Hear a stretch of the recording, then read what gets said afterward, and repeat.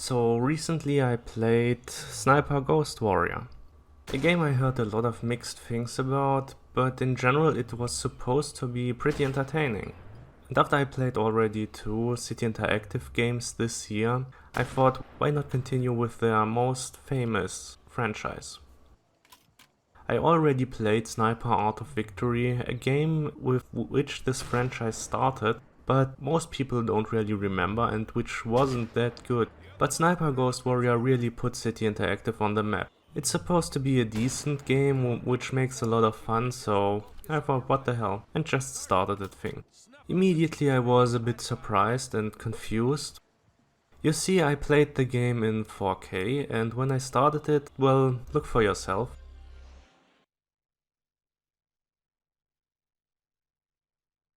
Yeah, the intro is upside down, so I thought I'm up to a good start. It seems this is an issue that just occurs since one of the later patches and was never fixed. But after you skip or watch this cutscene, the game just continues almost normally. I mean, first menu is also upside down, but after that everything is kind of normal. Just look at the UI. Yeah, there is a lot of overlapping going on. I also turned the resolution down at some point, but I'm not sure if it just didn't save or if it restarts every time with the recommended settings, but I always saw these overlaps, so get used to it. Which also surprised me was that they were still using the Chrome engine. I thought they used it only with Sniper Art of Victory, but it seems, yeah, the first Sniper Ghost Warrior has also the same engine. And you can clearly see it. Everything is a bit Chrome-like, I guess. And also you have a grappling hook that just works like the lasso in Call of Juarez. But what can I say about this game? Well, it's a lot better than Sniper Art of Victory, but it's not really a great sniper game. You still have to exhale or stop breathing if you want to place an accurate shot, but at least here it kind of works. But also the AI is pretty bad. You get often spotted and then just the entire camp that you were at is shooting into your direction. And often they even hit. It's not as bad as in Alien Rage, you don't get killed all the time, but it's kind of weird. Also the AI behavior is pretty wonky. But in general, it's playable, it's fun, you can run and gun your way through every level, or you can try to snipe, which kind of works. The story is pretty much a mess. You have to kill a general or a drug dealer, or a drug dealing general, and you have a couple of assassination attempts on this guy. But at some point things just keep escalating and escalating. You even find some illegal weapons, some of them are like nuclear weapons. And you have to blow up stuff, and it's just a basic fare for a modern military shooter. To be honest, it feels mostly like a low budget Call of Duty, but it's kind of fun. I mean, Call of Duty isn't like my favorite game franchise, but I have fun with most parts, so a low budget version of that is still kind of enjoyable. And I was also a bit impressed because here is some effort put into things. I mean, there is kind of a story, it's not great, but there is a story. There are animations that are decent for the most part, except for the AK reload animation, which just is a crime against humanity, I would say. Just look at this.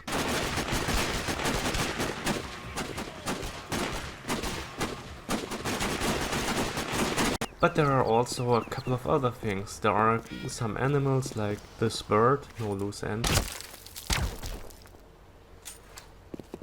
During the story you are also jumping between different kinds of characters, just like in Call of Duty. So for one you have the sniper guy, which you play I think for the most time, or at least it's half of the time, and the other half is some grunt in the infantry.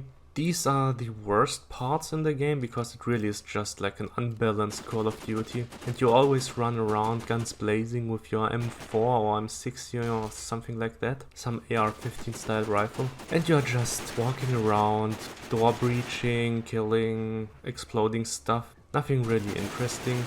You have also no regenerating health, so you have to pick up syringes, which you inject when you are hurt, and you can find these in first aid kits hanging around. But you don't only play as a grunt and the sniper, you also play as the spotter for some missions, which are pretty bad for the most part. I think the first one was okay, but all the others were really no fun at all. It's also weird that you have to play the spotter in the most important missions when you have to eliminate a high value target. And I think there were a couple of missions where you are not shooting at the target but just spotting it and giving the command to shoot, which is weird because you want to kill the targets that are important. I mean, that's what all the game is about. Anyways, there are no big twists. There is a betray in the game, but to be honest, you don't really care about it. It's just some random guy who is like a more important operator, and then you hunt him, so it's just a basic Call of Duty fare at that point. But there is some attempts to create an interesting presentation. Sure, it's full of cliches, like when these guys here are walking away from an explosion without looking and everything turns into slow-mo, but it's at least something and it is fitting for the rest of the game. There is one more thing I want also to mention, and that's the issue that I had when I was supposed to kill the general, because it just didn't properly work and I'm not sure what was the issue here. And I would like to know if anyone else had a problem with killing the general.